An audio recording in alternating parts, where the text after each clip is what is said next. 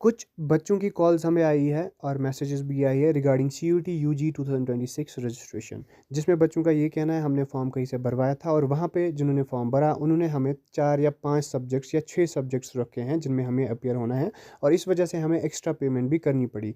क्या हमने ये सही किया है या हमें ये नहीं करना चाहिए था? तो ये वीडियो एक बहुत ही इन्फॉर्मेटिव वीडियो रहेगा।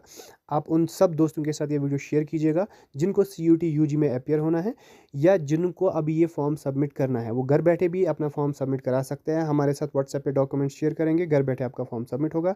या अगर आप खुद से भी कहीं से भरा रहे हैं तो मेक श्योर कि आप सही से सब्जेक्ट्स चूज़ करें जिनमें आप अपीयर हो और आपको कल एडमिशन प्रोसेस में कोई प्रॉब्लम ना आए। तो अगर आपको भी ग्रेजुएशन करनी है तो CUET आपके लिए मैंडेटरी होता है और CUET का लास्ट डेट 31 जनवरी है। तो वीडियो इंपॉर्टेंट इसलिए है कि जब भी हम फॉर्म भरते हैं वहाँ पे आपको टेस्ट पेपर सिलेक्ट करने पड़ते हैं कि किस किस टेस्ट पेपर में आपको अपीयर होना है। और CUET ने खुद लिखा है कि अगर आप 3 टेस्ट पेपर्स दे रहे हैं तो वहाँ तक आपको फ़ीस जो है जनरल कैटेगरी को वो 1000 रुपीज़ रहने वाला है। और अगर आप एक्स्ट्रा सब्जेक्ट सेलेक्ट करते हैं तो 400 का एक्स्ट्रा आपको चार्जेस लग जाएंगे उसमें। अब यहाँ पे यूनिवर्सिटीज़ के टैब पे जब आप CUET UG के वेबसाइट पे यूनिवर्सिटीज़ के टैब में आएंगे तो वहाँ पे हर एक यूनिवर्सिटी मेंशन होती है। तो फिलहाल के तौर पे हम यहाँ पे एक cluster university of Srinagar check कर लेते हैं।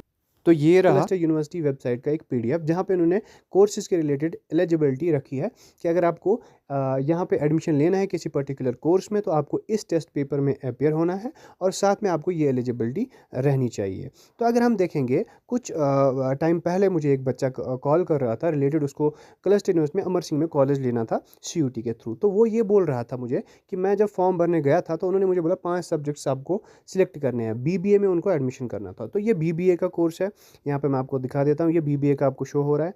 तो BBA में लिखा गया है कि आपको जो डोमेन या जनरल या जो ऑप्शनल लैंग्वेजेस होती है, जो सब्जेक्ट्स आपको मैंडेटरी है आपको उनमें अपीयर होना पड़ेगा CUET में, तो वो है बिजनेस स्टडीज़। तो एक सब्जेक्ट है ये। और वहीं पे अगर यही कोर्स आप कश्मीर यूनिवर्सिटी के थ्रू करेंगे तो वहाँ पे जो है जनरल एप्टीट्यूड टेस्ट इसके साथ रहता है।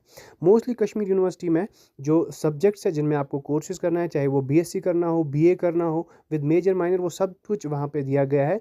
तो उनमें एक सब्जेक्ट होता है या कश्मीर यूनिवर्सिटी में अगर आप जाएंगे तो वहाँ पे 2 सब्जेक्ट्स होते हैं।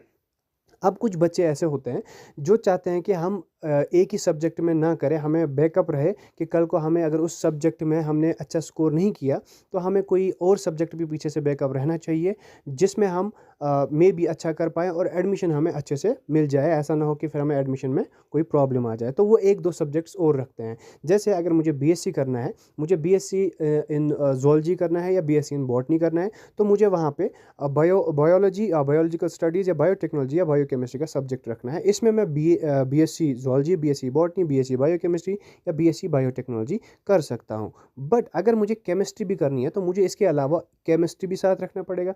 मुझे फिज़िक्स करना है तो मुझे फिज़िक्स भी साथ रखना पड़ेगा। ये मैं अगर कर रहा हूँ थ्रू कश्मीरी क्लस्टर यूनिवर्सिटी।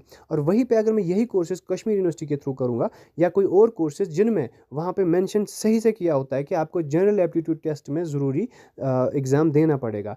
किसी भी कोर्सेज़ में वहाँ पे ये मैंडेटरी नहीं होता है कि आपको लैंग्वेज यानी कि इंग्लिश, हिंदी या उर्दू कंपलसरी है। ये किसी भी कोर्सेज़ में नहीं लिखा हुआ है। हाँ, अगर आपको BA इन इंग्लिश करना है तो आपको BA इन इंग्लिश देना है, BA इन हिंदी करना है तो BA इन हिंदी आपको अपीयर होना पड़ेगा हिंदी पेपर टेस्ट पेपर में। तो ये इंपॉर्टेंट वीडियो बन जाता है। अगर आप फॉर्म भर रहे हैं, अच्छे से फॉर्म चेक कीजिए कि आपको किस किस में फॉर्म भरना है, क्या एलिजिबिलिटी रहती है, उसके लिए कौन से टेस्ट पेपर्स में आपको अपीयर होना ज़रूरी है। ये सब चीज़ें आपको इन PDFs में दिख जाएगी। अच्छे से चेक कीजिएगा, अपनी एलिजिबिलिटी और टेस्ट पेपर सेलेक्ट कीजिएगा। अगर आप चाहते हैं कि मैं 3 सब्जेक्ट्स के अलावा भी किसी सब्जेक्ट में रख लूँ सो दैट में कल को प्रॉब्लम ना हो जाए, मैं मैक्सिमम सब्जेक्ट्स में देना चाहता हूँ या देना चाहती हूँ, कल को मुझे प्रॉब्लम ना आ जाए, तो आप वो भी बिल्कुल चूज़ कर सकते हैं। अगर आप किसी पर्टिकुलर कोर्स के लिए फोकस्ड हो कि मुझे इसी कोर्स में एडमिशन लेना है और इसी कॉलेज में लेना है, तो उस कॉलेज और उस कोर्स की एलिजिबिलिटी के हिसाब से ही टेस्ट पेपर दे दीजिएगा। कुछ एक्स्ट्रा टेस्ट पेपर्स या एक्स्ट्रा पेमेंट करने की कोई ज़रूरत नहीं है। आराम से उसमें आपको सीट मिल जाएगी अगर आप अच्छा स्कोर करते हैं।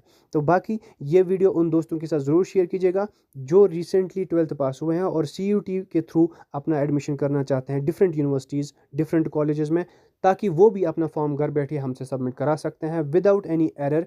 आप डॉक्यूमेंट्स व्हाट्सएप पे भेज सकते हैं, ईजिली विद इन मिनट्स आपका फॉर्म घर बैठे सबमिट हो जाएगा। Thank you so much.